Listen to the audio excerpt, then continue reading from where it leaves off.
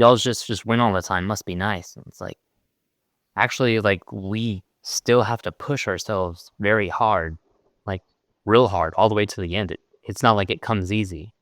We're just, trying harder and harder and digging into this, deeper pit of wanting it.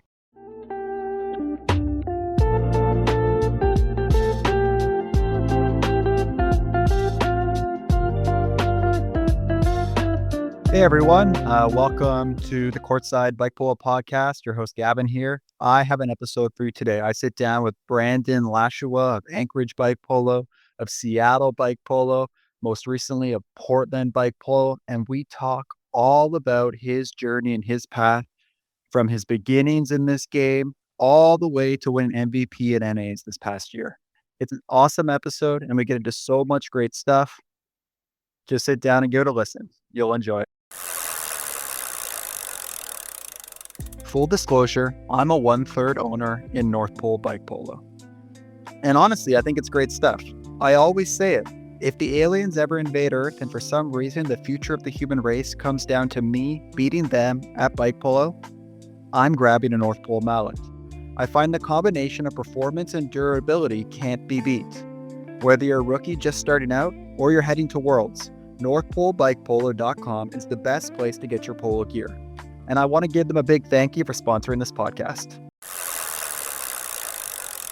Branden, happy to have you on the courtside with me today. Thanks for being here. Hey, thanks for having me. And how's your day going over there? Where are you calling in from? I'm calling in from Portland this time. I know lots of people are always like, oh, how's Seattle? It's like, I haven't been there in years. It's like, how's Anchorage? Haven't been there in a year. Been in Portland. You have moved around quite a bit in your polo career, and I mean, it's pretty firmly Cascadia, though, it seems. Yeah, it's nice here. It's nice. I didn't want to live anywhere too sunny because then where would I vacation to? Fair enough. Yeah, you got to have a spot to get away from it all. And if you're already in the nice spot, where do people down south go for vacation? Well, I have no idea. That's the thing. I hung out with someone from Florida, and I was like, you want to go to the beach? And they're like, no, I grew up on the beach. I don't want to go to the beach. And I was like, but we're in a beach town. And so I was like, well, what do you want to do? And they're like, I don't know. Geez, that's like almost existential at that point. Like, maybe go to a mountain. Right? Yeah, I guess the mountain. Yeah. I'm not much of a beach person myself. Like with my complexion, it's I just am the guy on the beach with a big hat and like long sleeves on and just applying sunscreen every 20 minutes. It's not for me. I much prefer shady mountains or maybe like a city with some cloud overcover. I don't know. Anyways, enough about me. Let's get to you, okay? The first question I got to ask you, B, is what should I call you? You know, you got a lot of nicknames floating around, and it seems like every time I talk to someone about you, they're referring to you in a different way. So, I mean, what should I call you? What's your favorite? Ooh, what should you call me? I mean, I think nowadays many people call me B. I think that's just easiest, shortest, simplest. But in, past lives, Dragon, Baby B, Baby Dragon, Bronco. So I've had a few, partially because I think my birth given name Branden has been I don't know, it just never resonated with me. It's like I was born and then I was told my name was Branden and I was like, man, what the hell? I do not feel like that's not my name. That is not my name. And so you've gone on a journey. There's a couple kind of symbols that I'm picking up on. The baby, like, is there a reason why everyone calls you baby? Because my skincare routine was really good and like some years back, and so people said I look like a teenager for a real long time, so everyone calling me, little youngin. Okay. And I get Bronco, I get Brandito, like those are all kind of Branden adjacent. But Dragon? I knew this one was coming. There's got to be a story here. I've told a lot of tales about getting this name. Everything from I was like commuting on the way home from Seattle, while I was living in Seattle from a bike shop late at night, and some mysterious character under a bridge said, he's like, your name is Dragon. And that's what I told some people for a while. And they're like, what? That's not real. I was like, dude, yeah, totally real. Although everyone called my bluff. That's not It's not what happened. The real story is I moved to the Bay Area, Oakland. Shout out Oakland Bike Polo if it's still out there. And I was calling back to Alaska, my dear friend Spencer Mitchell, and he was like, "Yo, what's up? How you doing, Brandon? Or is that even your name anymore? What did they call you?" And so I like riffed off that, and I was like, "Oh yeah, they actually call me Dragon in these areas now. That's the nickname they gave me." And he's like, "Dragon," was like, "Wow, California is weird. I am definitely not calling you Dragon." And then since then, I've been trying to get everyone to call me Dragon because it was so different from Brain. So when I eventually moved, I moved back to Alaska after the Bay, and then I moved to Seattle. My first place of employment in Seattle, they're like, "Oh, do you go by Brandon?" I was like, "Actually, I don't." And they're like, "Oh, okay. What do we call you?" And I was like, "People call me Dragon," and they thought I was joking. But because no one there actually knew who I was, they went along with it. I'm like, "All right, Dragon." So my name tag said Dragon. When people call me over the intercom at this bike shop, like, "Dragon, call line 3, Dragon, call line 3." And, people would just be like, "Someone here's named Dragon? Oh my god." And I'm like, I thought it was the coolest thing. The nicknames are super cool, and it seems like you've collected them in, like, every city you've kind of been in, and you've played in so many interesting clubs, whether it's Oakland or Anchorage, like, all south and north across the United States. It I'm gonna bring this up later around, like, how these clubs are different, but what I'm really curious about is, you've also played on some very famous teams. Like, I'm thinking Bob Ross and Gulls primarily, and really recently, like, you had some amazing success, right? You won North American Bike Polo Championship, you got the MVP. I'm, just curious, like, that experience. You've been trying to win an ace for a while, eh? Oof, yeah. Yeah, I've been trying to win it for a while. Yeah, the run with Bob Ross was going quite well too. 2 years in a row playing with Bob Ross with that team and lineup, we only ever lost 3 games. Oh my gosh. Yeah, we only ever lost 3 games, and 2 of them were finals, and then one was, actually against, Gabe with Beehive. Yeah, that's, pretty crazy. It was a round robin game in Seattle. But, yeah, playing with with, Bob Ross, I totally thought we were gonna be able to take it, which I think, we definitely had the makings to take the title, but it just never played our favor. Yeah, shortly after that, I moved to Alaska and kinda put polo on the back burner just to kinda reprioritize, life and whatnot. Still liked playing, but, yeah, I just didn't know where to go after that. I was kinda devastated. I was like, "What do I even do? What are we gonna do?"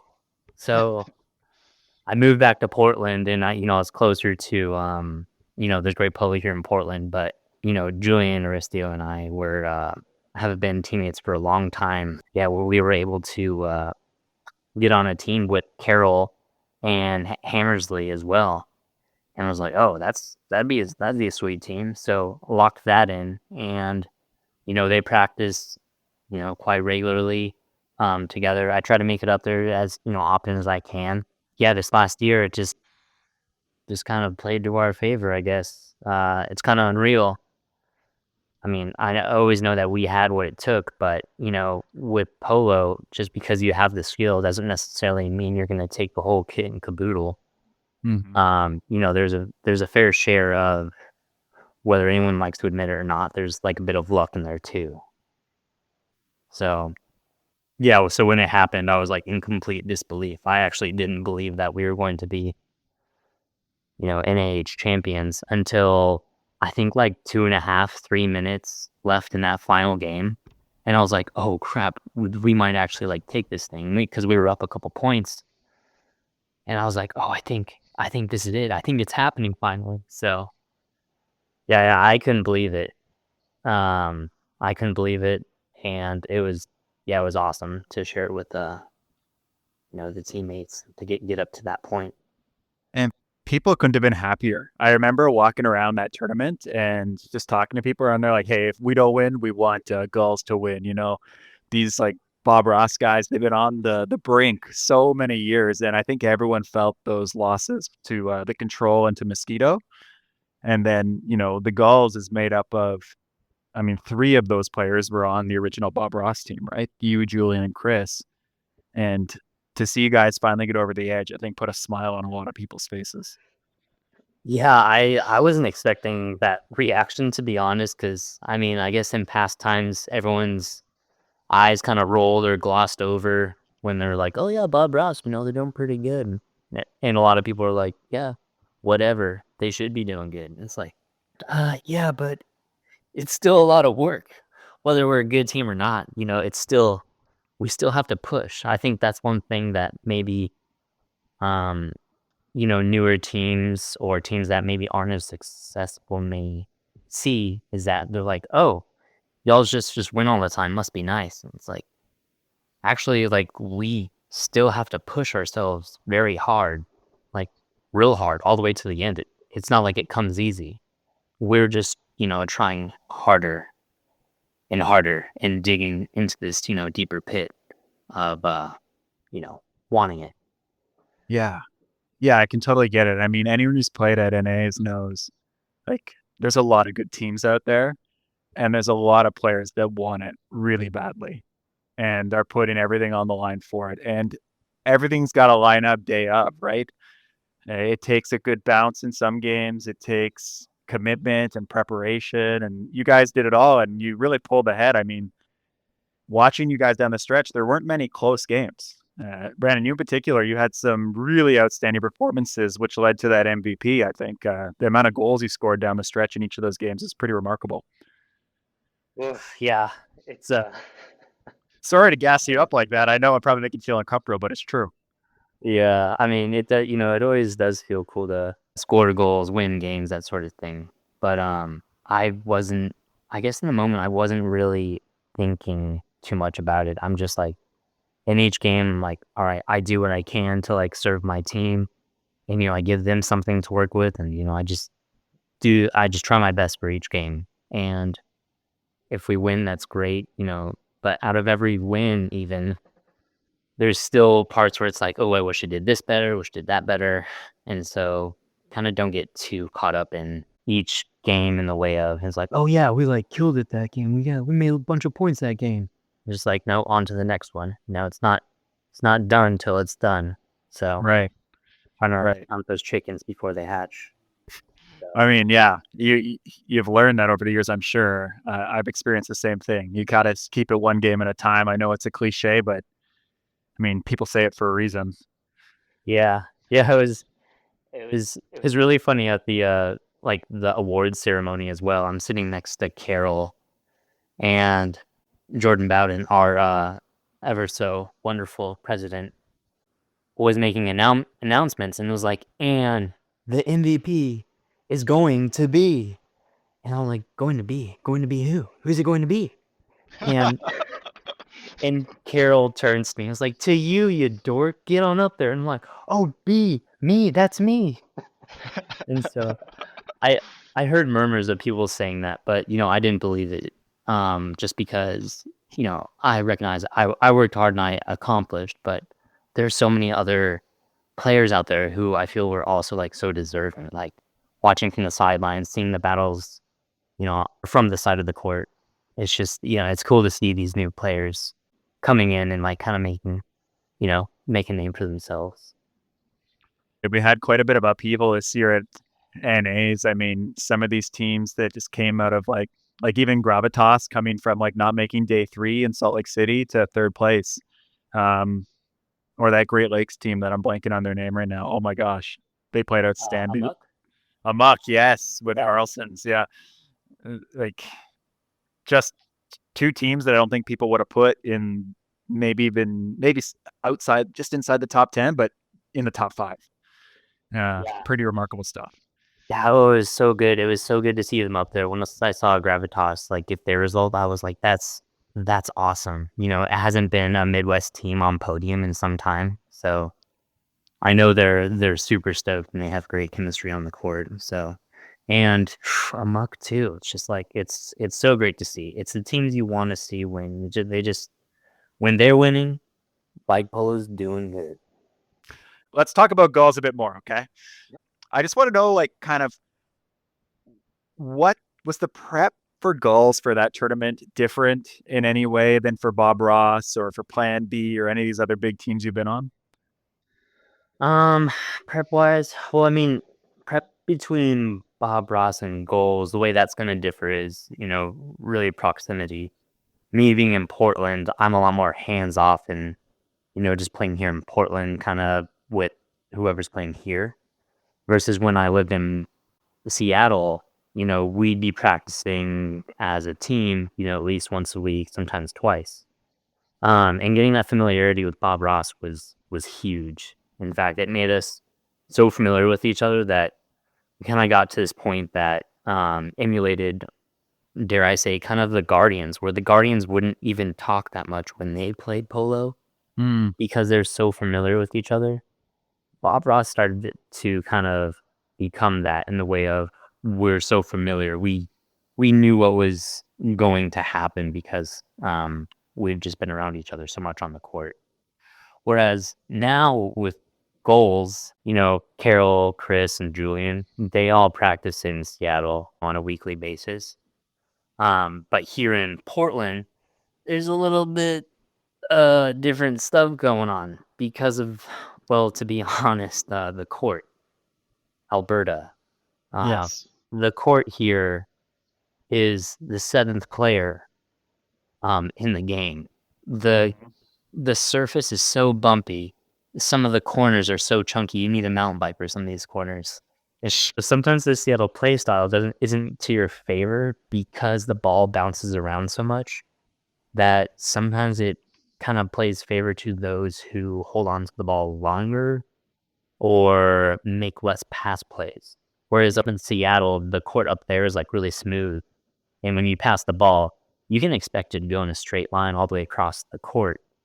Whereas Alberta, you pass it and then 2/3 the way through the pass, it hits a rock or a divot and then it bounces. And then you have a fumble. So it's a different play style here. So if you're trying to win at, dare I say, pickup, sometimes less passing will get you more success versus Seattle. They have a really nice balanced way of getting pass plays in. It's interesting, like, I really believe that the, like, infrastructure of the court can drive the style of play of that club. I come from a court that has probably the bumpiest court I've ever played on, um, and it's completely changed the way we play compared to a smooth court club, like maybe a Boston, for example, in the East Side. And it's interesting that, like, Portland and Seattle are obviously they're so tied together, as polo clubs. They're playing in each other's tournaments all the time, but the play styles must be so dramatically different shaped by these courts, eh? Yeah, they really are. Like for your club, does is there quite a bit of people who ball joint? Uh, Not necessarily. I would say we're not a very pass-heavy club, but a very shoot-heavy club Shoot heavy. because, like, you can hit a bump and it just go top corner from anywhere. Oh yeah. And, Yeah. like, ball handling for long periods of time, you're going slow is okay, but with any kind of pace, it's kind of risky. And so a lot of the games are decided off bad turnovers. So people tend to shoot more because a shooting isn't a turnover. You know what I mean? Um, yeah, this is kind of the dynamic that we've fallen into. Less passing, more shooting, big rebounds because you can't really ball handle or make plays. Yeah, yeah. But I mean, the rebound's a real thing. I mean, Mhm. there's so many goals, especially like in hockey, where it's just like some lucky rebound and someone swinging at the net. Absolutely. And so for you having to like parachute into this Seattle system where these guys are all playing together all the time, is there anything you're mindful of coming into a tournament because of that, or how do you approach that? I try to get the pass off more often. I'll probably up my like passing percentage, probably at least by, I don't know, 15-20%. When I play with the Seattle players, just because that's the game style that they're used to. And I'm also used to it too. Once you kind of play in Seattle for a couple of years, it doesn't really ever leave you again. You kind of look at the game differently, in the way to like, get the pass off. And then as you get your pass off, try to make a quick break to get to the next passing area so you can get multiple pass play. Whereas I think a lot of other places will be like, all right, well, the person with the ball is gonna pass up once, and then whoever receives that ball is gonna shoot it. Yeah. Whereas Seattle seems to have it may take one or two more passes. I noticed this a lot in like sports when you get to from like what I would call like a good high school player to like a collegiate level player. The collegiate players, whether it's ultimate or it's basketball or hockey, it's like they pass the ball and then they go immediately before the pass is even received by the player. They're already relocating to the next spot where that player who receives their pass is going to pass it to them. And in bike polo, I think a lot of players, even fantastic players, have this tendency to pass the ball and just watch it happen instead of then saying, "How can I make their next pass better by relocating somewhere else?" Is that kind of where you're getting at here? Yeah, that's exactly where I'm getting at. And it's bike polo is a funny sport because it's 3v3, if you have two goalies, effectively 2v2. So you have to cover more ground, you have to cover more bases. Yeah, I feel like it's completely imperative to the modern competitive game style to have to be able to cover as many bases as possible.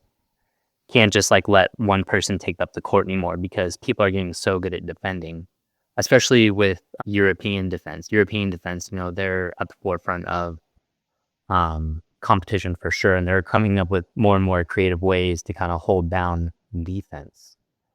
So, what would be like goals defensive plan then? Like you say, you guys emulating the European style. Could you describe to me what that is and how what you're all doing as a team? What's your focus on defense? Focus on defense. I mean, it's kind of a difficult one to be honest. So usually, I guess let's see, how can I break it down? The first person who's gonna be either forechecking on the ball, first person to the ball, Yep. is gonna have more of a person on person, body on body, defense, and then that middle player is usually gonna be more of a position player, so that middle person isn't necessarily going to be tracking that second player where the offensive team is going to be passing to. It's more so kind of sticking a little bit closer to the goalie and waiting for that pass. And if there's an interception to be had, take the interception. Otherwise, once the pass goes off, to switch and have that your second defender get on that ball, and then Yep. that's a roll switch. Yeah, and that was something that I noticed you guys did beautifully in Grand Rapids. Was you and Chris the teamwork and coordination between the two of you switching and covering. I got the zone. I have the player. I have the zone switch. Now you have the player. Now I have the zone. It just felt really seamless. I wish it was as simple as that, as just finding a teammate. It's like, oh yeah, we eat similar foods. We can probably, share an Airbnb for the weekend, and then we can just switch back on defense just like that. It should be that easy, right? How you find your, you know, dream teammates. No, I I'd be lying if I said it was that simple. It's not. I will admit, there's something special about playing with some players. You play with other great players, and it's like, oh, this should be going good, right? And it's like, no, not quite, not quite. You both understand the game. You both have the ability to play good polo, but sometimes finding a good matchup isn't as simple as just getting two decent players together. So there's definitely something that's unspoken that is underneath the surface that makes a good team. So if something's not working out, you can only build so much. Sometimes you're gonna have to, find someone who just understands you without having to say anything. Mm. Yeah, it just takes time, I think, being on the court with a person. And obviously, you and Chris and Julian played on Bob Ross together, and you played with Carol a lot in Seattle as well, I'm sure, when you were there. It takes time, you know? I've fallen into that trap before too, where I try to stack up a team and then you get there and everyone has different ideas. One thing I think super important in these teams, especially competitive teams, is the kind of team huddle and the culture of the team. I'm just curious, kind of like, what's it like in a Gulls huddle? What's going on? We're mostly just talking about if we're gonna go to Cheesecake Factory or whatever Carol wants to eat that night. Usually it's Cheesecake Factory because I get in my way. But no, In a team huddle, I'd have to say, yeah, it's usually Julian making a very specific observation, Mm, and he'll explain it pretty well. yeah, And then we kind of look around the circle and it's like, got it, got it, got it. And if someone's like, wait, I don't get it, someone will try to just like come up with another collection of words to like get the message across. nice. So yeah, it's usually that. It's usually like trying to point out an aspect here or there. Yeah, usually like when I speak up, I usually just have like two or three bullet points. They're like, oh, watch out for this team. This person's left-handed, so they're gonna shoot from the left. Or it's like, oh, this person is really fast. Don't try to race them on the boards. And it's like, you're gonna want to stay away from this person. They'll feed you the lumber. Oh, So geez, you got the player profiles. Uh, yeah, it goes a long way. It goes a it long way. does. It does. And having that bit of intel. Julian's one of these players that I think every time I talk to him about bike polo, I feel like I learned something, either like history speaking or strategy speaking. If there was like one player whose dojo I could go train at until I earned their gym badge, probably be Julian, honestly. Yeah, Julian is he's invested so much and he loves the sport so much Yeah. that he's definitely put it under a microscope in several aspects, and it's really cool to see. He has this sweet bike polo museum that is quite well put together. So next time you're in Seattle, hit him up, see if you can get a tour. But he's got some really cool things in there. Every time I go there, because I'll go there a few times a year, I'm always astonished, like, "Wait, what? You have that?" Like, "Oh my gosh." I was like, "That's crazy." He's been collecting since the So, start. yeah, he's been collecting, and then he also gets really cool jerseys from, like, international players. So, a lot of people in the States were like, "Oh, yeah, that's Julian from The Guardian, he's played for a while." Mm.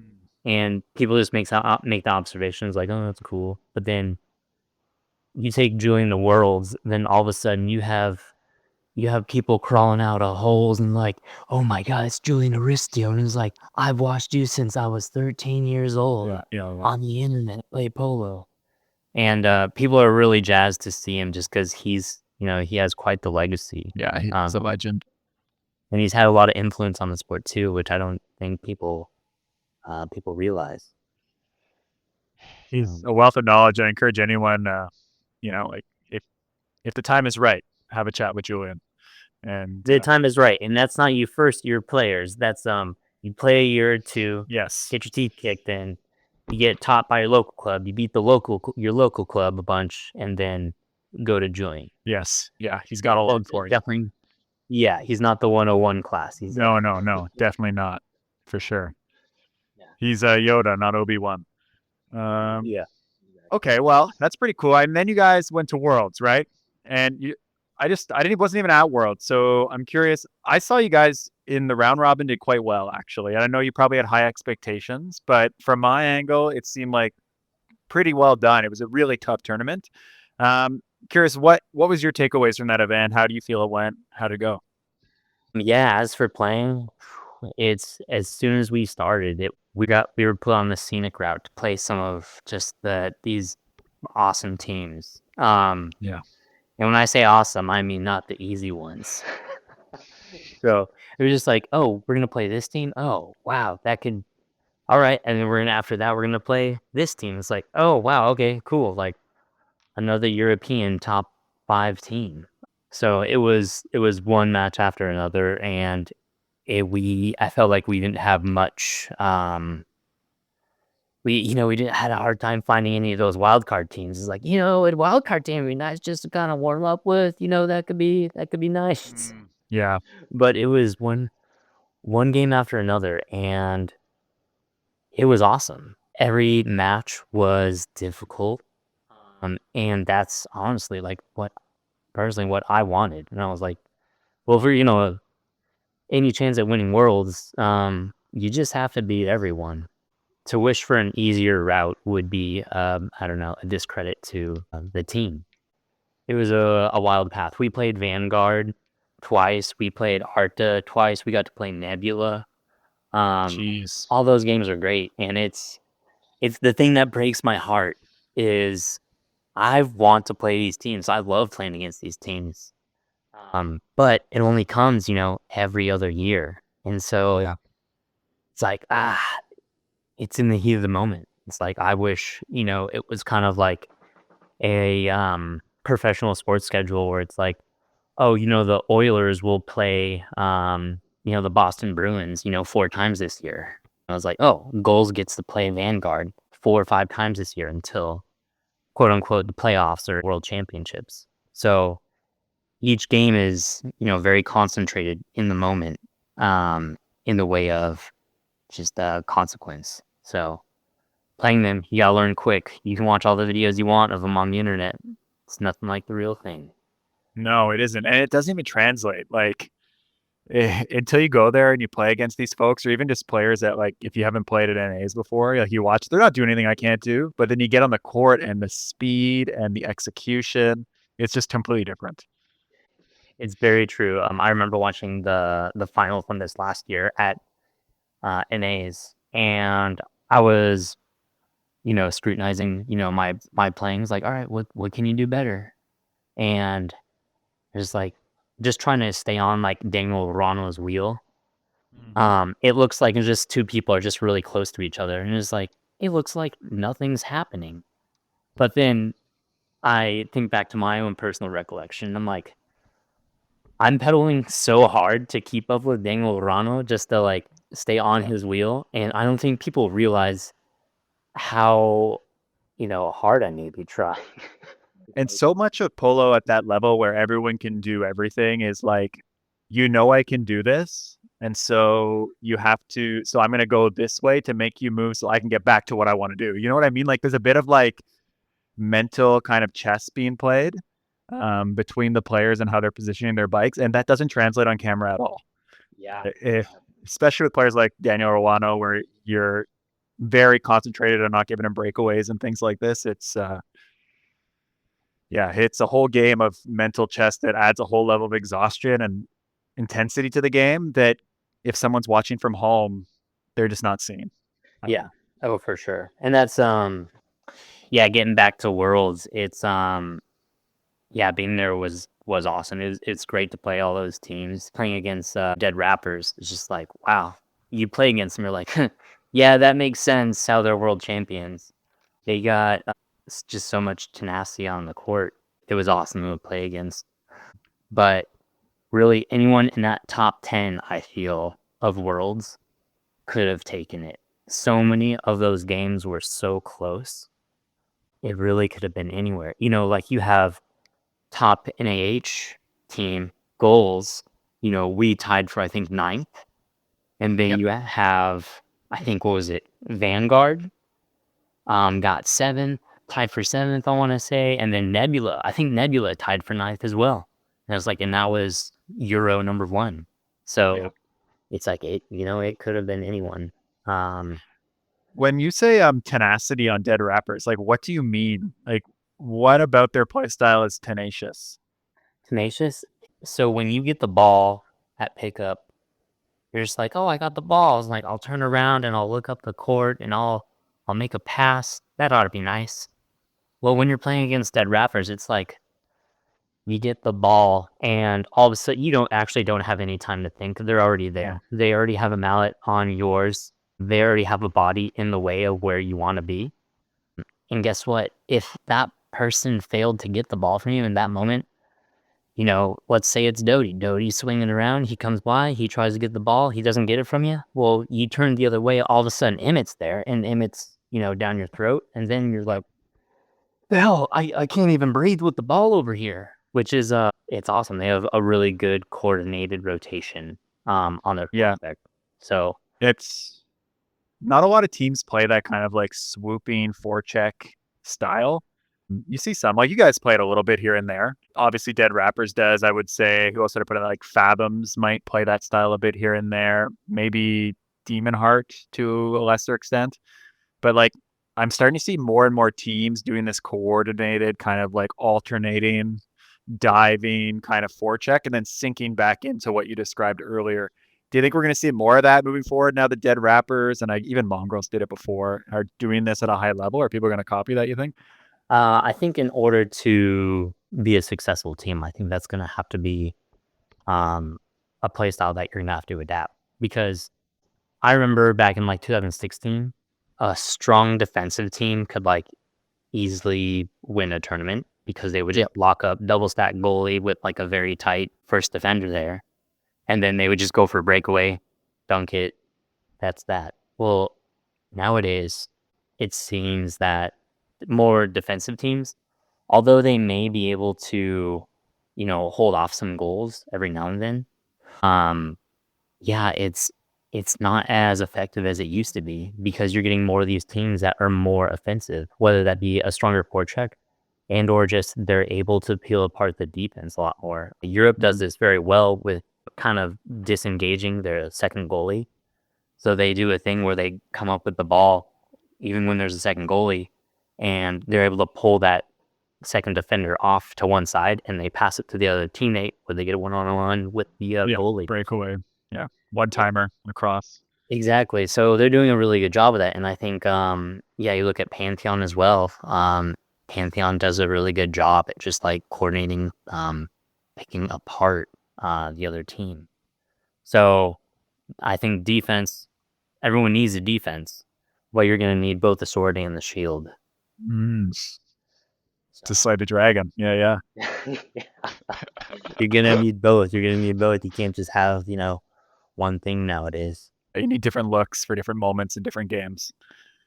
That's the level that these teams are getting to. It's pretty cool to watch polo teams finally get to a level where they have more than one like defensive strategy and like something they'll run when they're down 1 point with a few minutes left that they wouldn't run before that isn't just three up and like just these different schemes that you see teams rolling out over the course of a match. It's like it's just amazing to watch. And I was so happy from my little computer screen watching Taiwan.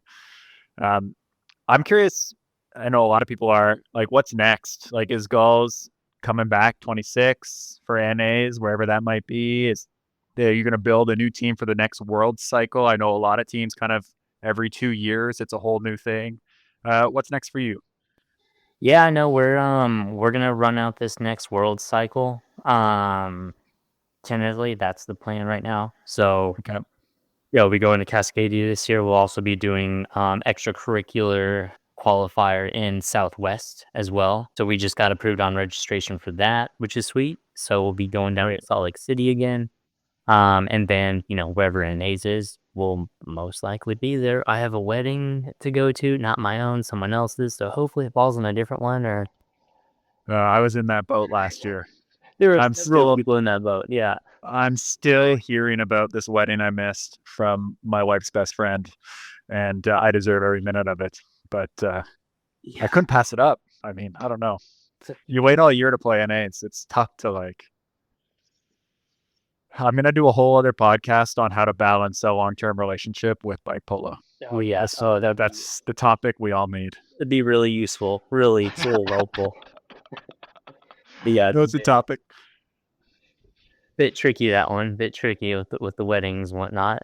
But Uh, yeah, so we'll be going to Worlds, which yeah, that's exciting. But I think after that, I think there's probably gonna be a change of sorts. So I think a couple, mostly one person, he says he's getting too old for this. mm, mm. Um, and so he's like, yeah, I think I'm gonna just not do that anymore.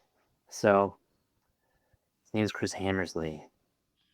Yeah, I believe it when I see it. I've heard this song and dance from him before, I think, or I've heard of it. I didn't talk to him myself, but Yeah, I've heard it from him too. I think the other part of it is, living in Portland. It's, I love playing in Portland, but being able to practice with a team that's local is also huge. And mhm. there's so many combinations here in Portland that I'd like to entertain too. So that would be exciting to try that out before my arthritis gets any worse in any of my joints. Oh, geez, is the joints bothering you? The tendonitis is set in. Tendinitis, it's not too bad. Tendinitis is Okay, fine. Tendinitis comes and goes. Arthritis yeah. forever. So, um, yeah, I actually just took some arthritis medication.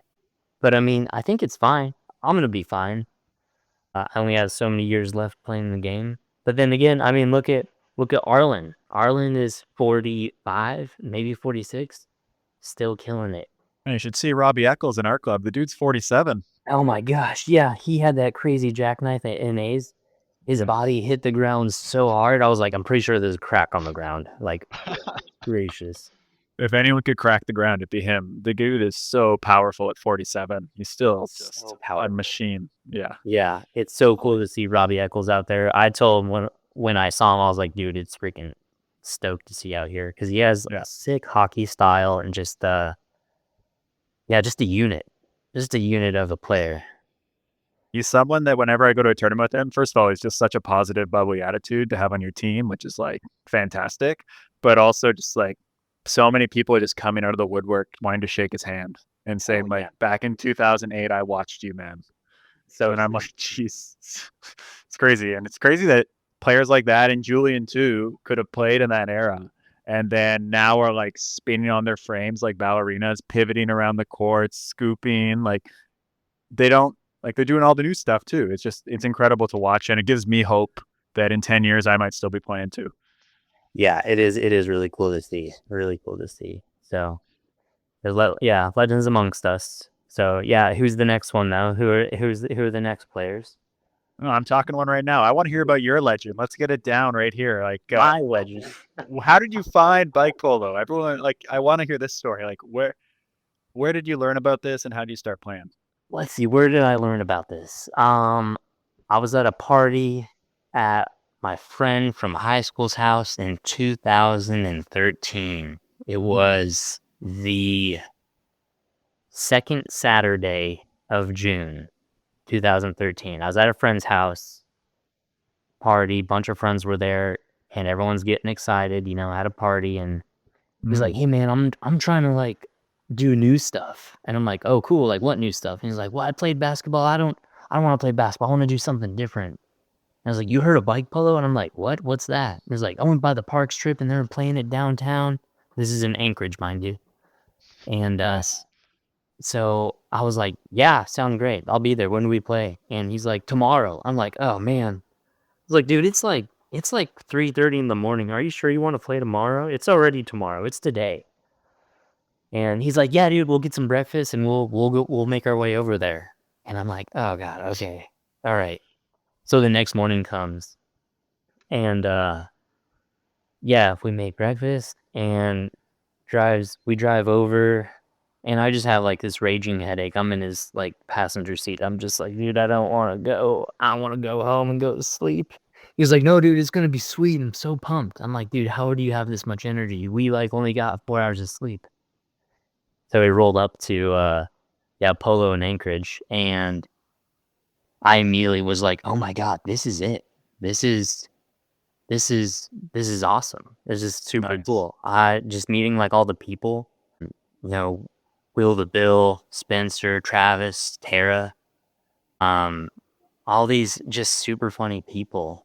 Josh Woodard playing polo, and at the time I was real big into BMX, so I was always like at the skate park and whatnot, or like going riding the street with my friends, at the skate park closed.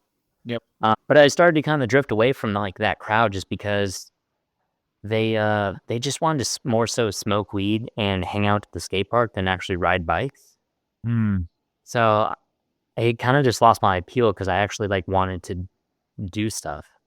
And the polo people had this really nice ratio of like half drinking beer on the sidelines, half actually playing. And I was like, that's a nice ratio you have there.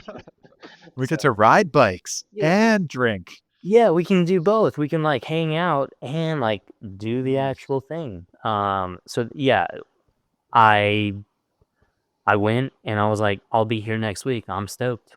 So at the time I was working 2 jobs and so I was working like 6 days a week.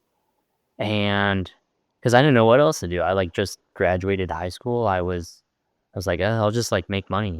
I'm not gonna be doing anything." But once I yeah. found polo, I kept telling the other job, I was like, "Oh, I gotta go work this other I gotta go work at the other job. I gotta work the other job." When really I was just going to play polo several times a week. And then I was like only working like 4 days a week. So And everyone that summer when I first started, they were like all unemployed. It was awesome. So everyone was always around. Everyone was staying up super late. Um, and I just like, yeah, I just fell in love with it. So That's awesome. And before that, you were into BMX, so you had a bit of a cycling background. Did you grow up in Anchorage? Is that like where you're from? yeah, born and raised in Anchorage. Yeah, born and raised in Cool. Anchorage. So growing up, I didn't really like it, but then as I get older, like the more I like appreciate it and really like it. So it's yeah, it's an awesome place. Anchorage Bike Polo is still going strong. They recently had a great result in the Bellingham Halloween tournament as Honey I Shrunk the Bikes. It was the Okay. final was Honey I Shrunk the Bikes, which was Liam, Fitz, and Will versus Seattle team with Sergio, Danielle, and Tony. Oh But wow, that's a good team. The Anchorage team was all on mini bikes though. They were all on mini bikes and they were slaying. They were tearing it up. It was tied with only 3 minutes to go, and the Seattle team sunk a few to claim victory, but really had us going. It was incredible. It was Talking to mini bikes, I blame you because some of my buddies went up to Whitehorse. I mean, Ashwin, Whitehorse Bike Pool there, started playing in Ottawa, where I play. oh yeah. And few of them went up there to go play in the barrel slider, the first ever. And they come back and they're like, oh, yeah, Baby Dragon was on this mini bike. He said he'd already leveled up on the big bike. So now we need to use the mini one. It's so sick. We're all building mini bikes now. And next thing you know, like half the people, like so many people in Montreal, not half, but a lot of people in Montreal, a bunch of people in Ottawa are building these stinking mini bikes and are ripping around on the court. And to be honest, you got to respect it. I don't even hate it, but it definitely changed things for a few months there before it maybe died out a little bit. Oh yeah, it's pretty funny. I would say from like 2020 to 2022, I only played on a mini bike for those 2 seasons. So just describe the mini bike. Like, how did this even work? How could you actually ride a children's bike? So I think it was Josh and Will from Anchorage. They got like a 16-inch kids bike and put high-rise BMX bars on, and then they used the old handlebar for the seat post to keep the seat post another like I don't know, like Oh. 9, 10 inches out. Like a straight seat post, like a straight across like cross country bar kind of thing. Yeah, like an old Okay. straight mountain bike Yeah, handlebar, yeah, yeah. and then that was your seat post, and they would like always flex like as you're Oh pedaling, they god. like bobbing back, and it's like, is that frame gonna explode? I don't know. But it's really good because, yeah, you'd only have the coaster brake, and when you, like, were to go brake, it's like you're not stopping instantly, you're just skidding, you're just going slightly slower. Hmm. So and then you're, like, bobbing your head around people's handlebars and whatnot. It was a good way to intrigue passerbyers and, pedestrians as we're playing polo to come play, polo. Because otherwise, everyone had, for the most part, like, an actual polo bike, but it just made it look too serious. So Yeah, yeah. everyone started showing up on these mini bikes, and it was like, actually, this is kind of hard, and it actually goes pretty hard. So, Double so hard. it's double hard. And so, yeah, it was great. It just everyone stopped playing on the regular polo bikes and just started playing on those, and we got more people that would come play because they're like, oh, I just want to ride the mini bike. And like it's hard to crash because like worst case scenario, you just like put your feet on the ground, boom, good to go. Yeah, yeah, So yeah. I mean, it's made some spicy and interesting games. We've had a few mini bike dedicated players, kind of like this is their style. It's made it really interesting. I'll say that, and I should try it before I knock it. That's what I should do. yeah, oh, it's pretty awesome. It's a cultural tsunami. It's fantastic. It's taken over. It's taking Uh, over. so that was kind of your start in bike polo in Anchorage, and then obviously there was something that happened, and all of a sudden you're on Bob Ross, right? Like, when did you actually like? When did it dawn on you, like, hey, I'm actually good at this game now? I think you kind of just hit the nail on the head of it there. When you gotta, you weren't good until you robbed Bob Ross. I Like was that's I was nobody. I was just a burrito eating little punk just rolling around yeah, Seattle. right. You didn't have Um, like a coming out party at a tournament or like just like win MVP at a smaller event or podium something that you shouldn't have. I think there's a little bit of a story behind it, and it's Yeah, ever since I started playing, I just really loved it, and I couldn't, like, not play, like, as hard as I could nearly, like, every time I, like, went to go play. And I think that, like, kind of annoyed some people, especially maybe, like, in Anchorage, because Mm. some people are trying to go to, like, just be social and, like, have a decent time. But I just, like, couldn't help myself from, like, always trying to, like, push the envelope. If there's anyone out there who was annoyed from me being just over the top, trying hard all the time, I'm sorry. I hope I didn't ruin it for you. But it was for the love of the game. I just love it so much. I played a bunch in Anchorage, and then I would also soon after playing polo, I'd get into mountain biking, Yep. and soon after that, I got into road cycling. And then there's this weird moment where, I liked polo, but in Anchorage, there wasn't, like, a lot of tournaments. If I wanted to travel, I'd have to travel, like, at least 8 hours because to travel from Anchorage, 4 hours to Seattle, then another 4 hours anywhere else, just about. Yeah. So, what I kinda backed up, got into mountain biking, and then I got into road cycling out of all things, and I started racing road bikes. And I played, like, a little bit of polo on the side, but I just, like, loved riding road bikes for some reason. And I got, like, a cycling coach, and I, like, got, like, really fit fast. And I went to go play polo, and I was like, "Wow, road cycling makes me, like, really fast at polo." It actually makes polo, like, really, like, laid back. And I'd Mm. go to polo and everyone's like, "Why are you going so fast?" I was like, "Why are you going so slow?" It's just like, "You just go fast all the time. Just always go fast." I was, like, decent at polo and I went fast all the time and people were like, "Oh my gosh, it's so fast." And I'm like, "I'm just going the speed in which I think I should go." There was some good times in there, but I moved down to Seattle and I was playing polo there, like, when I first moved there, it was crazy, like 6 times a week. And Wow. The dream. yeah, it was awesome. And so I'd be playing all the time. And I didn't think anything of it, just playing pickup, getting thrown in with people, playing games. And all of a sudden one night while packing up for polo, Julian comes up to me. And I was aware of Julian, I watched Mr. Do video and I knew he was on the Guardians and I was like, oh man, so cool. I get to play with all these like really good players. But I didn't think I was nearly on like the same level. But Julian came up and was like, hey, just seeing what you're doing next year. And I was like, next year for what? He's like, for polo. And I was like, yeah, I'll be playing. I'll be playing polo. I'm gonna keep coming to the court. I'll keep playing. Like, I'm gonna keep playing. He's like, no, like tournaments. I'm like, oh, I don't know. Maybe I'll go to Puerto Rico. I heard that's a fun one. He's like, no, like for like qualifiers. And I was like, oh, I don't know, man. I have no plans. I had no idea what he was talking about. Yeah.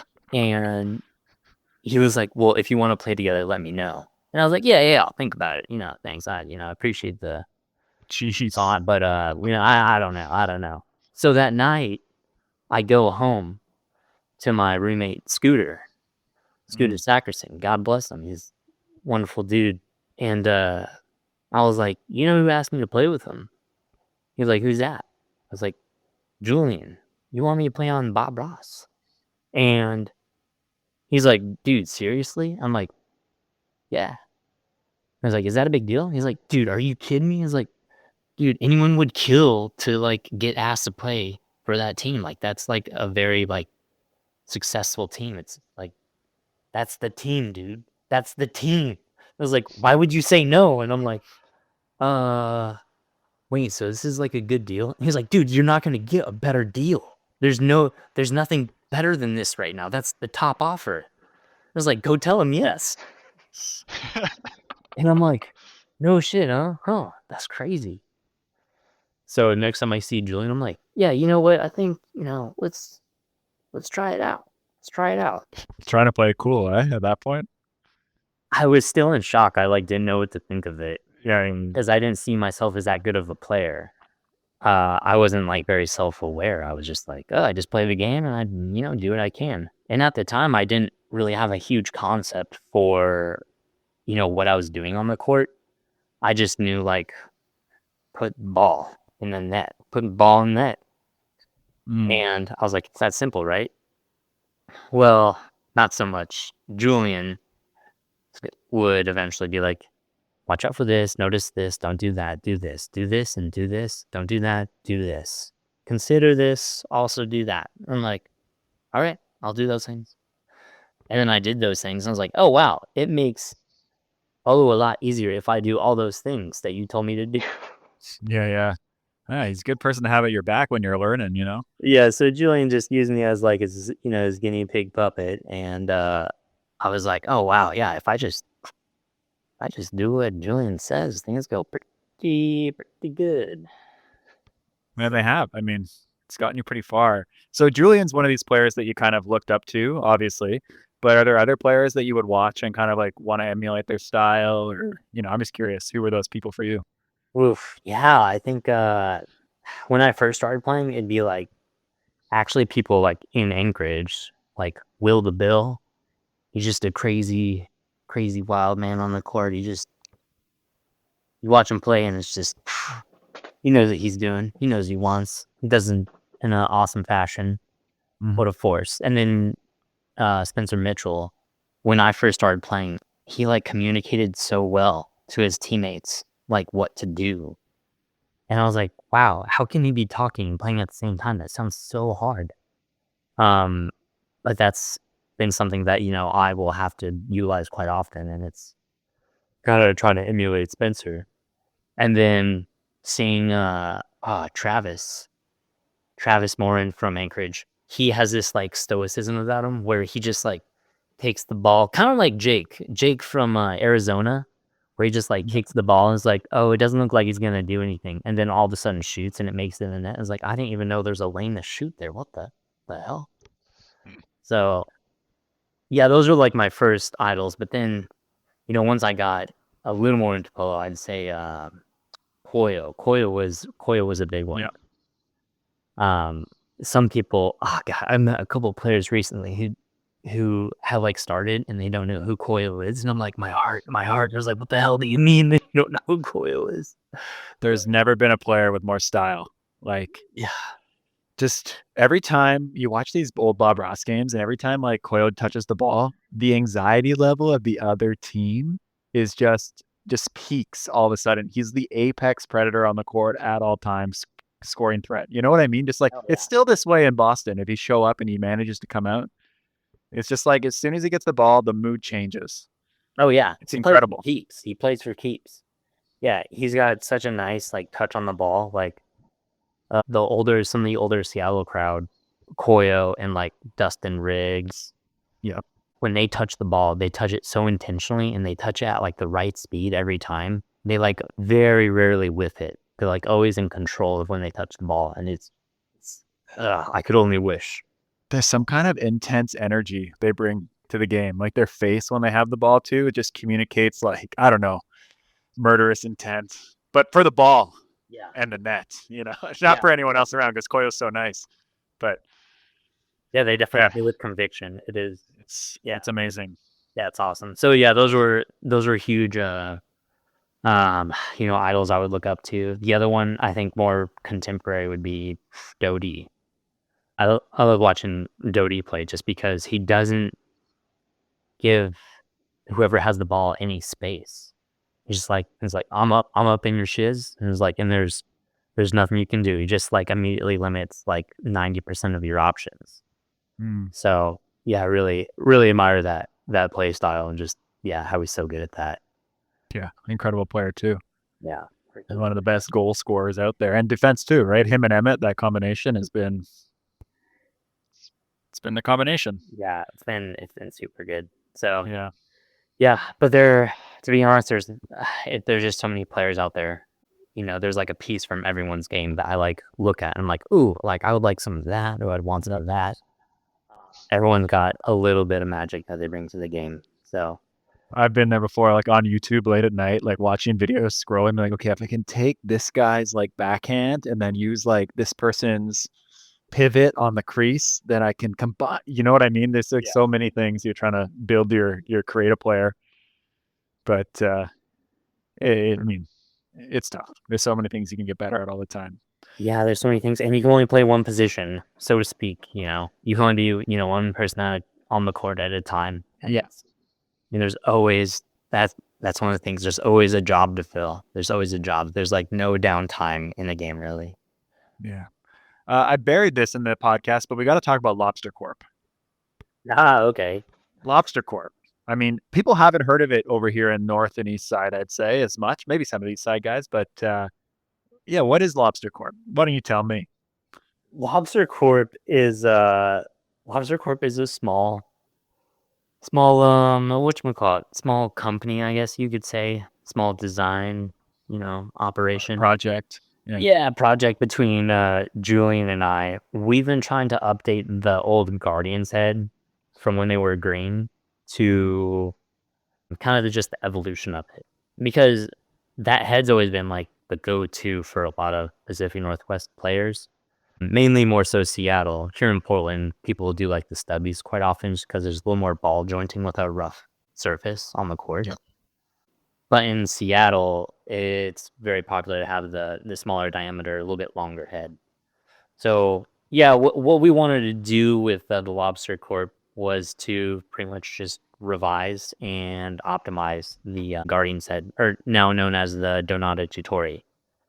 So which is still already an awesome head, but we just kind of wanted to take it the next level. So what we did is we took this scoop end and we were able to work with Dave from Lightfoot, and he actually got a very how you say, he took a lot of measurements to get the scooping end even more refined because the ball has like grown and shrank a couple millimeters over the years. And the scoop end was manipulated in like the last iteration or two where it no longer mated the ball in a certain way that let the ball like kind of move around while you were ball jointing. It would kind of more so grip the ball than let it spin freely. Yeah. So with the help of Dave from Lightfoot, he was able to get that scoop end more redefined to create less friction for when the ball is being scooped there. And then the other part of it is the captain. The captain is probably more so what we were looking for out of the head in the way of, so a lot of head companies out there just kind of have, you have the captain and it's just like solid material and then that's it. And it's like you hit it hard and then it goes off the mallet, right? Yep. Yeah, kinda.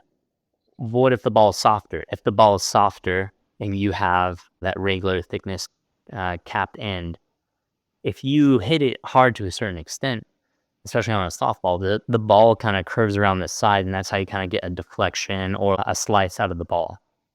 That's because the cap is so rigid. But if you make the center of the cap a little bit thinner and then it gets thicker towards the edges, kind of creating this lenticular shape, it's softer in the middle. So as you hit the softer ball, it goes to the path of least resistance toward the center of the cap and kind of almost cups the ball in a way, but kind of recenters it as you're hitting it and creates this kind of trampoline effect. So what that does, it helps with the softer touches. So when you're barely hitting it, you still get a little action with flex out of the cap. But then thanks to like the little bit wider edges towards the edge of the cap, what that does is when you hit it harder, it engages the more fortified edges of the head. And so when you have a harder ball, you still get a hard shot out of it. So what this does is it creates different kind of gears for the head. A great example of opposite of the lobster corp jelly dog, that's the head we're talking about here, is the OK Polo head from Owen in Salt Lake City. He made a head last year, and this thing it's like a dump truck. This thing is, he'll tell you, it's not light. It is heavy, and the cap is heavily reinforced. Wow. I haven't seen this head yet. Yeah, so, and this head's going to be for a very particular player. It's going to be someone who's, heavy-handed, likes to hit hard, big shots. Yeah. And, it's going to work great on, like, a very hard, crispy ball. Because you're going to be able to engage so much of the material, it's going to have, like, a huge reaction, which is great. So, and then, that head is made for someone like Ton from the Midwest. That Right. dude hits so hard. And if he hasn't gotten one of the OK polo heads, I highly recommend it. It's the head made for him, just for hitting the heck out of a ball. Right. Whereas the Lobster Corp Jelly Dog is going to be more so of a little bit more of an all around head, where it's going to have a nice light touch to it when you strike the ball, but then also have like a nice medium hard shot as well. So it's not going to excel at, completely murdering the ball when you're trying to hit it a zillion miles an hour. But it's going to play more favor to the, maybe someone who doesn't have as much arm or shoulder strength and wants to get nice reactivity out of the head when they hit the ball. And that's thanks to the kind of, quote unquote engineering of the head. As of yet, I haven't heard anyone kind of break it down based on different temperatures and how the product's going to play. I think most companies probably assume that, the ball's always perfect when they're designing their stuff, right? It sounds like you guys are really looking at real court kind of situations that you find yourself in, because you never know. Like, you could turn up to NAs in Mexico and it could be super hot and the balls could be squishy, versus you could be playing in Grand Rapids on a cool day and it's kind of cold, right? Like, we don't know always what it's going to be. So it's interesting that you guys are taking all that into account. It's just heads for now. Yeah, it's just heads for now. It may turn into something else, but yeah, we really just wanted to kind of get the next step in heads at the moment. And that's been, our latest thing in this past year. And we got it out and it's worked awesome. It's like, oh, well, crap, now what do we do? So now we're looking for some sort of, unobtainium type material that turns, everything into lasers. So where do we go from here? Not entirely sure, but yeah, we're really happy with the head. If people want to buy a Lobster Corp head, where do they have to go? For probably hecklersalley.com is going to be the place to get it. Which is funny. It's right down the street from me. Oh, really? Wow, that's cool. Yeah, pretty I never run out of gear. What, Heckler's Alley's that close? Yeah, it's pretty sweet. It is pretty sweet. Yeah, having a Heckler's Alley right down the road is really nice. So Nice. I never thought that day would come where I'd live right next to a bike polo equipment retailer. Cool. Yeah, I hope so. And the names are always awesome. What are the official names now? Like, the head's name is, I've heard a few different names. Yeah, so Lobster Corp's the company. Right. Jelly Dog is our bread and butter. That's the one to go to. We had a pre-batch that was the prototype for the Jelly Dog that when we first made it, it was just we wanted it overbuilt, but it was extremely overbuilt. So it was great for if you're using a ball that was like really hard or really crisp. And that thing with hit the bejesus out of it. We called that one the Chowder Horse. Okay. So we got Chowder Horse and the Jelly Dog. Chowder Horse and Jelly Dog. A little bit of a theme going on. A little animal food, thing going on. I like what you're doing there. I like what you're doing. So, because everyone came out with heads like the beep bop, boop boop head, regular head, number 5 head, V4, which is fine, keeps it simple. But our PR department really spoke up and said, you have to come up with a fresh name for this. Otherwise, You wouldn't want to upsell them. yeah. PR is so hard to come by these days. Yeah. Hiring's terrible. You're so particular about gear, though. I've spoken to you about this a couple times courtside before, and you just have all these ideas about bike geometry and the way things should fit together. And you've even told me before you mark every aspect of your bike so it can be rebuilt in exactly the same way. And you really struck a chord with one of my teammates in Grand Rapids. So my buddy Tom, who's a relatively new player, right? He had a conversation with you. I wasn't there for it, but I'll tell you, the whole drive home back to Ottawa, which is 9 hours, he's like got his phone and his laptop on his lap. He's hot spotting his laptop and he's designing a bike mid drive. And he's like, we've been doing this all wrong, guys. I talked to B. He's got the idea. I love his stature on the bike. And then we start playing pickup the next day. And 2 days later, it took us 2 days to recover from Grand Rapids and the 9 hour drive. And he comes out uncut mallet first thing. Oh, wow. Okay.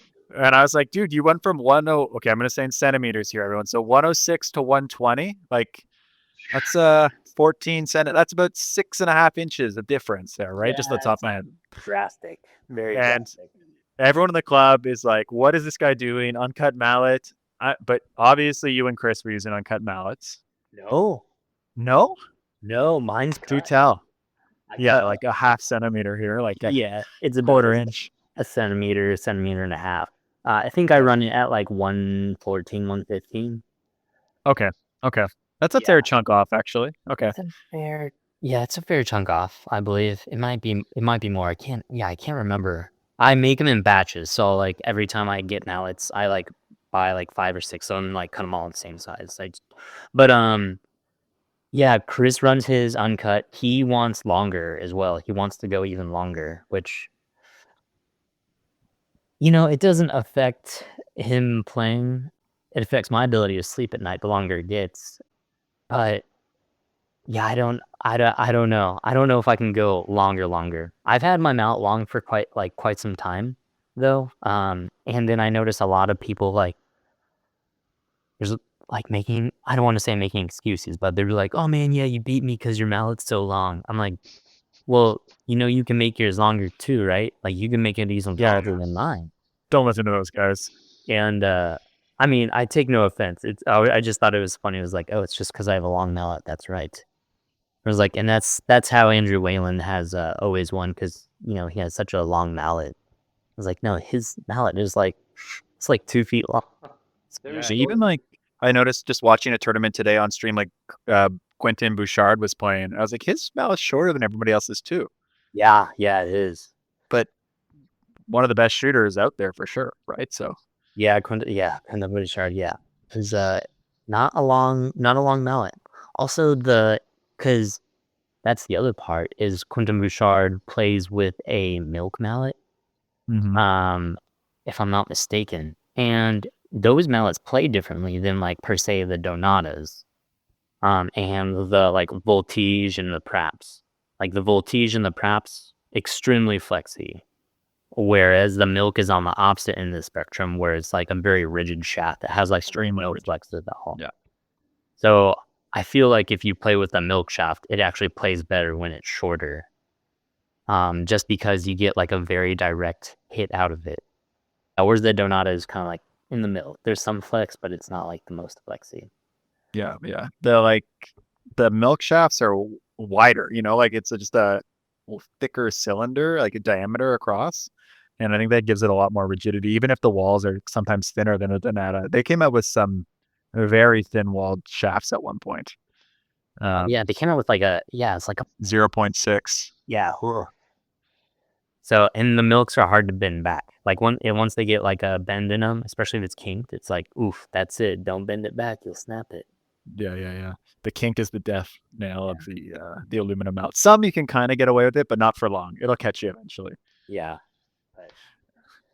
But again, that's a flavor of all the different offerings out there. Longer mallet, it's great for I think it feels nice when you're shooting, but for like close quarter ball handling, you're like it's like up here and you're like doing this thing down here. I don't know. It's kind of weird. It's kind of weird. But once you hit the ball really hard, feels really good.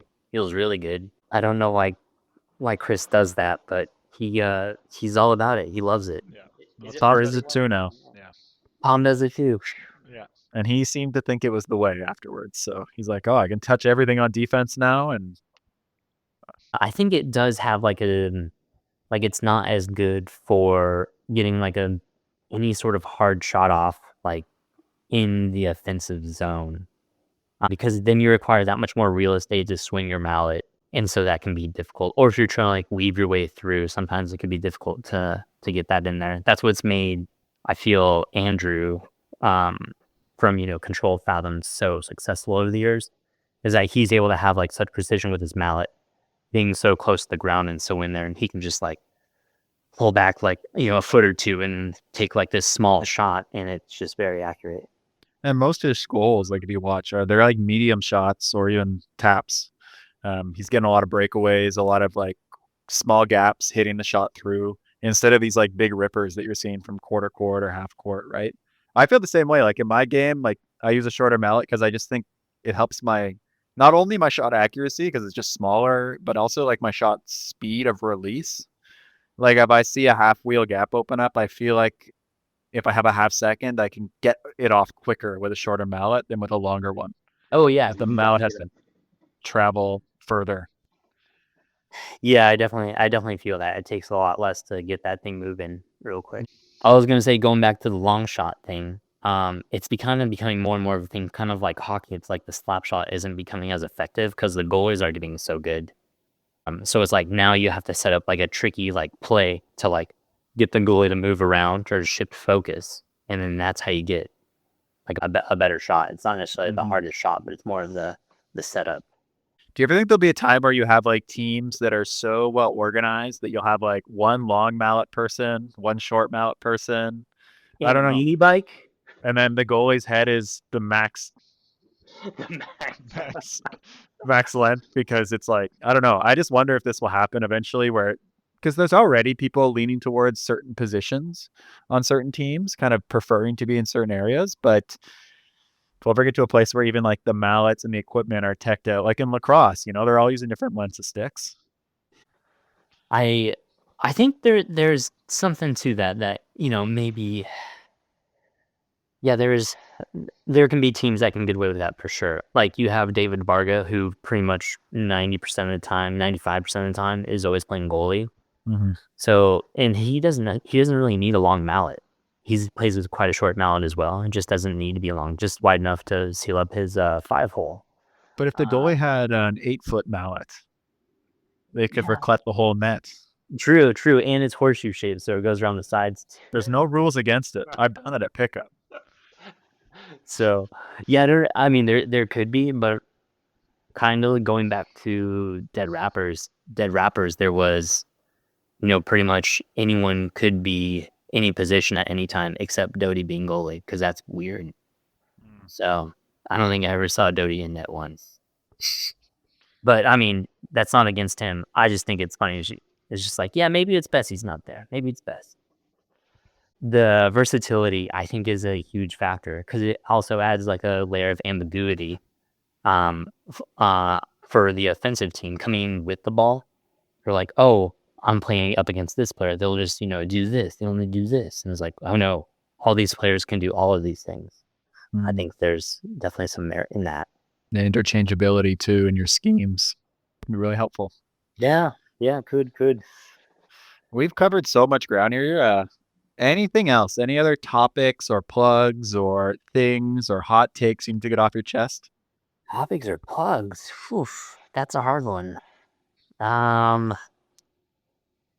You have to, if you want to be successful at polo in the way of winning or going, to through NAH and like playing all the qualifiers and all that jazz, you have to do something off the court as well.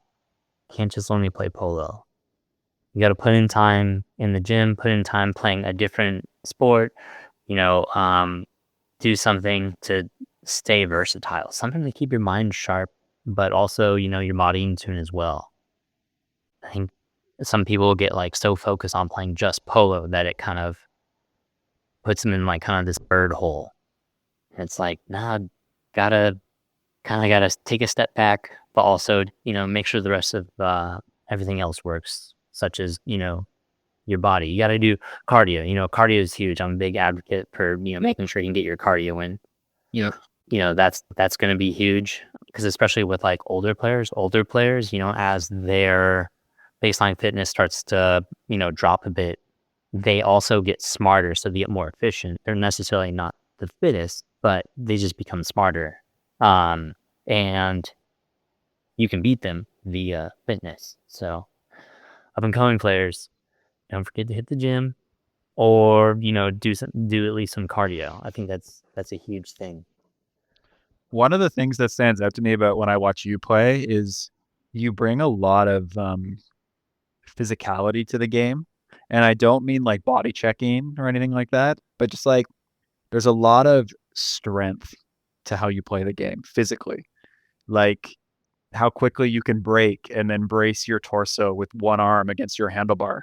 Or there's been like I remember watching some smack in the middle highlights when you won with Jason and Birdie, and there's some plays where you're like beginning to pivot one way and then you like brace your core and pivot the other way, Oh and yeah. that doesn't happen unless you are incredibly strong. And I think a lot of polo players underestimate just how important upper body strength is in the game for braking and twisting and these sorts of things. I'm curious, what do you actually do off the bike that helps you have this kind of strength? Like it's pretty remarkable to watch. Well, lately I'm building a house. Just kidding. That's more so destroying my body than building anything. I think when had like a cycling coach, a big thing was off the bike training as well as on the bike training. And so that's like getting core strength solid. So imagine putting like a Ferrari motor in like a Volkswagen Beetle chassis. Like as soon as you hit the throttle, that whole entire chassis is just gonna it's just gonna twist. And in this case, like your chassis is, your body. And so when you're sprinting down the court and you press your brakes, and if your core, your arm, and your back isn't like locked up, ready to take all that stopping force, you're gonna crumble, you're gonna jackknife, you're gonna go into the boards, you can hurt yourself, take yourself out of the game. So I think that's like really important. I've always done some sort of activity outside of polo, whether that be mountain biking, cross country skiing, or as of lately, right now for me, I've been playing a lot of ping pong, taking a lot of lessons for Mm. that. It's been kind of a side mission, which takes, again, a lot of core, ironically. And I think that's a huge part of being able to, yeah, just withstand the rigors of the game.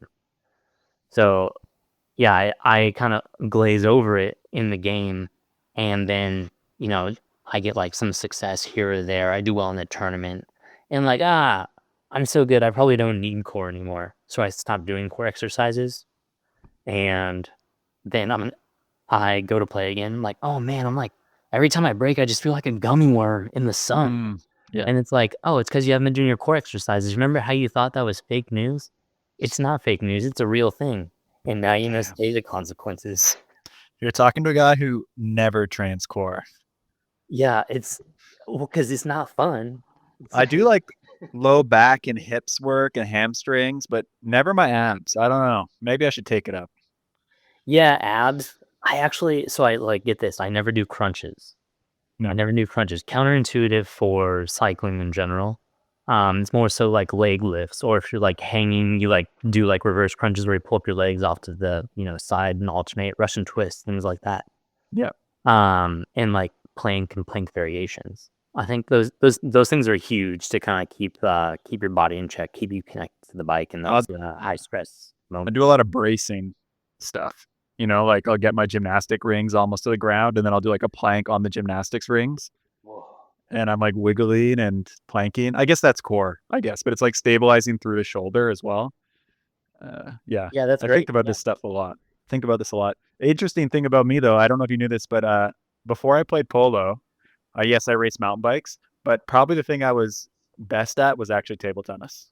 Oh, really? Yeah, like No way. before, like I guess I quit table tennis when I was 17, 16. Well, I played ultimate for a bit, but then I found polo. But I was pretty good. I played in like the like provincial champions in Canada, which would be like the state championships, and Whoa.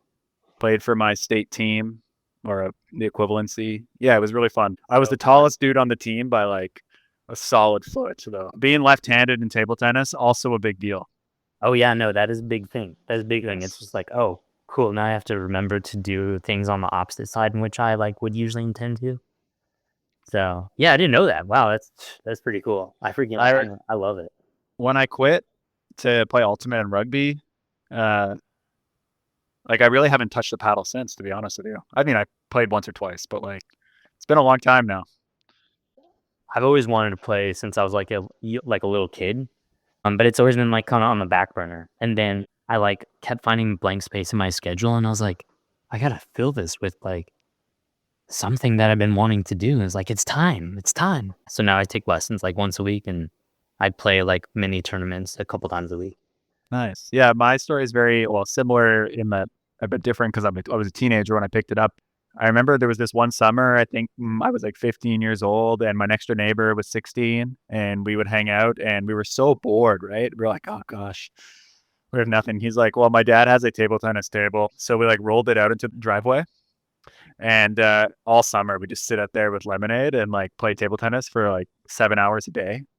I remember we played games to like 100 regularly Oh wow. because we would just play for an hour straight, dripping in sweat. And like he'd beat me one day, and I'd go like to sleep that night being like, I'm beating Scott tomorrow. Like he's not got this. And then by the end of the summer, like school started back in high school, I was like, hey, we're pretty good at table tennis. Like we started beating the kids in the high school gym. And so we're like, let's go to a tournament. Next thing you know, we qualified for like the state team, province team, just Wow. translating. Oh, that's And so cool. it's just a funny side quest you get on because you're bored, and that's important stuff. I feel like kids aren't bored enough these days. Being bored is, I think, very important. You need that. Yeah, you do. You do. So, Dude, well, like, thanks so much for coming on the podcast. This has been an awesome kind of story sharing session, info sharing session. People are going to get a lot from this. So thanks a lot. yeah, thanks for having me. I hope people are able to get some stuff out of it. And if you see me at a tournament, you can talk to me. You can say, "Hey, what's up?"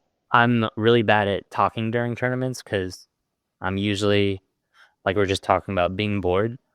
Um, I will do nothing until it's game time, and then I'll play, and then after that, I will do nothing until it's game time because that's kind of, I think, just like my process. But I'm not opposed to talking and conversing with people. So it's not that I'm antisocial. It's just that in the moment I'm focused. So always down to talk. I always appreciate the people who reach out on Instagram asking for tips or like Tom, every angle and measurement on my bike and Well, why I did that. yeah, he's got it all on his computer, and I don't know what he's going to do with it, but he's an Australian, so he'll probably feed it to Dave. Not too funny. Oh, he's Australian too. Yeah, yeah. Yeah, he is. Well, he just moved to Tasmania. Oh wow, nice. The Tassie, huh? Hanging out with Yes. the Tasmanian crowd in Worlds. Oh, what a group. Just Yes. funniest people. Oh, freaking yeah. They had their, I don't know if you saw on the stream, but they have the naughty corner and it was just Yeah, all yeah. these Australians. And I was like, oh my gosh, it's going down over there. Yeah, it was hectic. It's so an intensity to the Australian people that it's incredible. Yeah. So much passion for everything.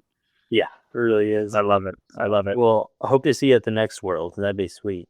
Yeah. Hoping so too. If I can qualify, we'll find out. If you can qualify, didn't you qualify twice last year?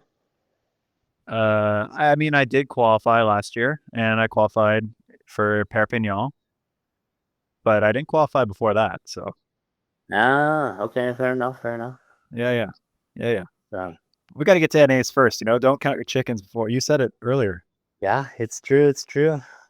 Nothing for granted. It's a crazy world, and the scene is just getting more and more competitive every year. It seems like there's new players and new teams that are coming up that are like coming for your spot. Oh yeah, It's good. It's how it should be. I'm here for it. I'm so excited to see all these new players coming up. Well, B, thanks for talking courtside with me. Hopefully see you at a tournament soon. All right, sounds good. Thanks for having me.